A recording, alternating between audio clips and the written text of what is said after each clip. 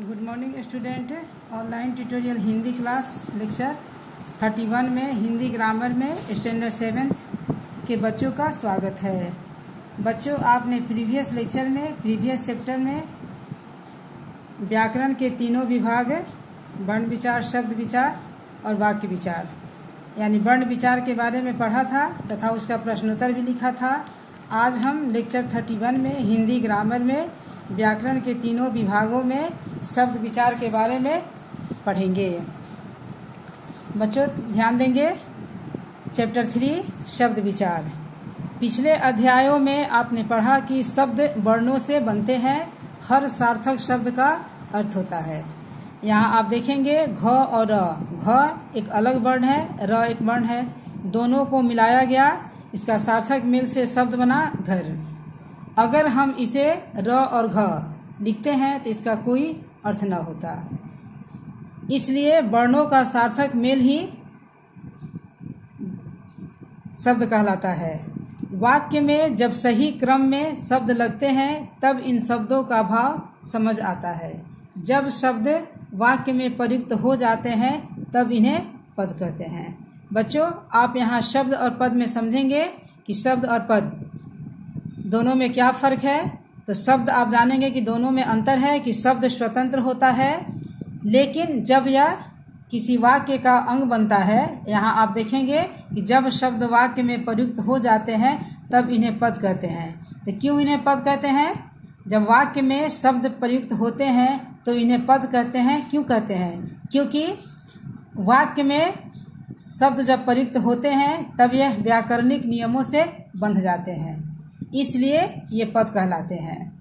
लेकिन जब ये अलग होते हैं, इनमें कोई व्याकरणिक नियम नहीं लगता, इसलिए यह है आपको शब्द कहलाते हैं। तो बच्चों, आपने शब्द और पद में अंतर समझा कि शब्द स्वतंत्र होता है, लेकिन जब यह वाक्य में प्रयुक्त होता है तो यह पद कहलाता है, क्योंकि वाक्य में प्रयुक्त होने पर यह व्याकरणिक नियमों से बंध जाता है। अब आप देखेंगे शब्दों का वर्गीकरण, यानी शब्दों का वर्गीकरण निम्नलिखित आधारों पर किया गया है। आपका क है उत्पत्ति के आधार पर, दूसरा है रचना यानी व्युत्पत्ति के आधार पर, तीसरा है अर्थ के आधार पर और चौथा है प्रयोग के आधार पर। बच्चों, हम सबसे पहले उत्पत्ति के आधार पर पढ़ेंगे कि उत्पत्ति के आधार पर शब्द के 4 भेद होते हैं। शब्द की उत्पत्ति के आधार पर शब्दों के 4 भेद हैं। पहला है आपका तत्सम। तो तत्सम शब्द क्या है?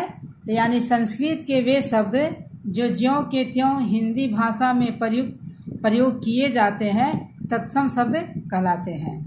जैसे आपका सूर्य, अग्नि, दंत, सर्प, कर्ण, दुग्ध, हस्त आदि, ये सभी संस्कृत के शब्द हैं, लेकिन इनका हिंदी भाषा में प्रयोग किया जाता है, इसलिए यह तत्सम कहलाता है। आप देखेंगे आपका दूसरा इसमें है तद्भव शब्द, यानी संस्कृत के जो शब्द थोड़े परिवर्तन के साथ हिंदी में प्रयुक्त किए जाते हैं वे तद्भव शब्द कहलाते हैं। जैसे यहाँ देखेंगे सूरज। बच्चों, आपने तत्सम में इसका पढ़ा था सूर्य, यहाँ आप इसका शब्द में थोड़ा परिवर्तन हो गया है, यह सूर्य का सूरज हो गया, इसलिए यह आपका तद्भव है। अग्नि है, उसका आग, दंत का दांत, सर्प का सांप, कर्ण का कान, दूध का दूध, हस्त का हाथ आदि। इसमें थोड़ा आप देखेंगे शब्द में परिवर्तन हुआ है, परिवर्तन के साथ हिंदी में प्रयुक्त हुआ है, इसलिए यह तद्भव है। यहाँ आप देखेंगे कुछ तद्भव और तत्सम शब्द दिया है। यहाँ तद्भव तत्सम देखेंगे उल्लू, जिसका तद्भव उल्लू, क्षीर का खीर, हस्त का हाथ, गृह का घर। यहाँ बच्चों आपने देखा कि कुछ तत्सम और तद्भव शब्द दिए गए हैं, आप इन्हें अवश्य पढ़ेंगे, याद करेंगे। अब आप इसमें तीसरा देखेंगे देशज शब्द। उत्पत्ति के आधार पर शब्द के जो भेद है उसमें आपका तत्सम है, तद्भव है। आपने तत्सम पढ़ा, तद्भव पढ़ा।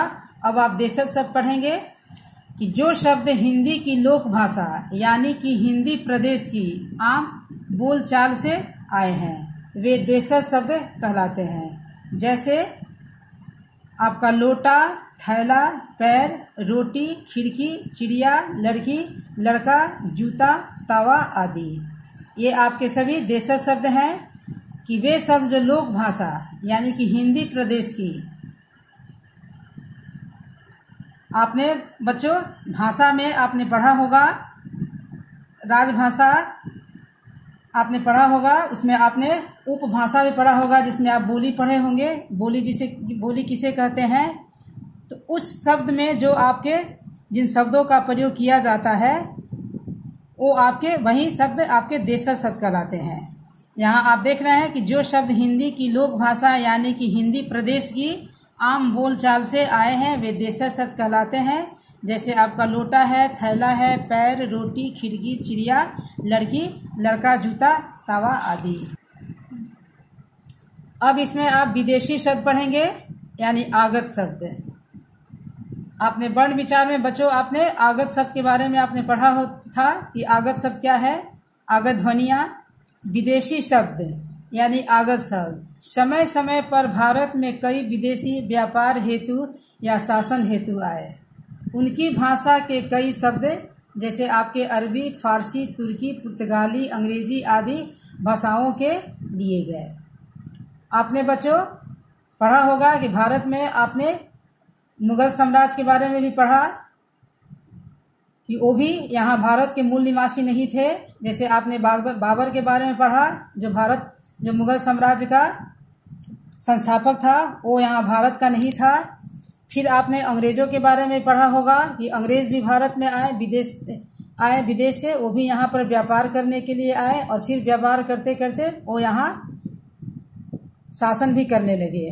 तो उनके द्वारा कुछ शब्द प्रयोग किए गए, वही हमारे हिंदी भाषा में प्रयोग हुए, वो सभी आपके विदेशी शब्द के अंतर्गत आते हैं। सब तो यहाँ आप पढ़ेंगे कि समय समय पर भारत में कई विदेशी व्यापार हेतु या शासन हेतु आए। उनकी भाषा के कई शब्द जैसे आपके अरबी है, फारसी है, तुर्की है, पुर्तगाली, अंग्रेजी आदि भाषाओं के लिए गए हैं। ये सभी आपके विदेशी हो गए। इसमें आप देखेंगे फारसी से जो शब्द लिए गए जैसे आप देख रहे हैं अफसोस, शिकायत, गिरफ्तार, दुकान, आराम, पजामा, जानवर, सौदा, नमक आदि। ये फारसी ये सभी विदेशी शब्द है।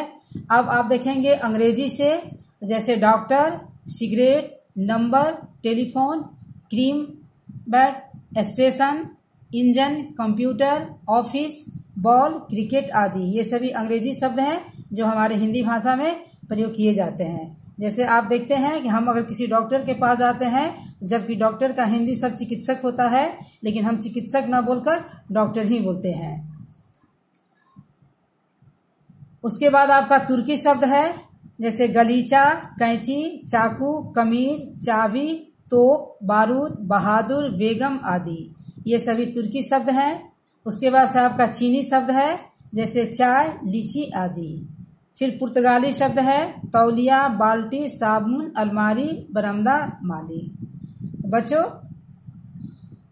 आज आपने शब्द विचार में शब्दों के वर्गीकरण 4 आधार पर किया गया है। आपने शब्द विचार में शब्द के बारे में पढ़ा कि वर्णों के सार्थक मिल से शब्द बनता है।